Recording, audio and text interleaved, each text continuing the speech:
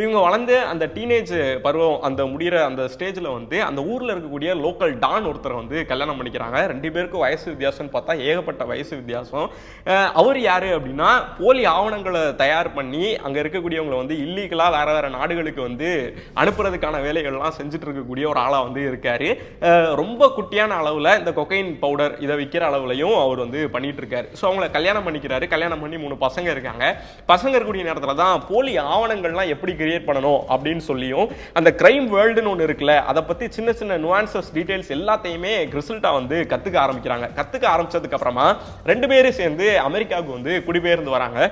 குடிபெயர்ந்து வரக்கூடிய நேரத்தில் அவங்க கிட்ட ஒரு 1 கிலோ கொக்கைன் வந்து அவங்க கிட்ட இருக்கு. அந்த 1 கிலோ கொக்கைனையும் சின்ன சின்னதாக வந்து டிஸ்ட்ரிபியூட் பண்ணுறாங்க. இவங்க கிட்ட கிடைக்கக்கூடிய அந்த கொக்கைன் அப்படின்றது வந்து ரொம்ப பியூரானது. அன்னைக்கு அங்கே கிடைச்சதை விட ஒரு பெஸ்ட் குவாலிட்டியில் இவங்க வந்து அங்கே டிஸ்ட்ரிபியூட் பண்ண ஆரம்பிச்சிருக்காங்க.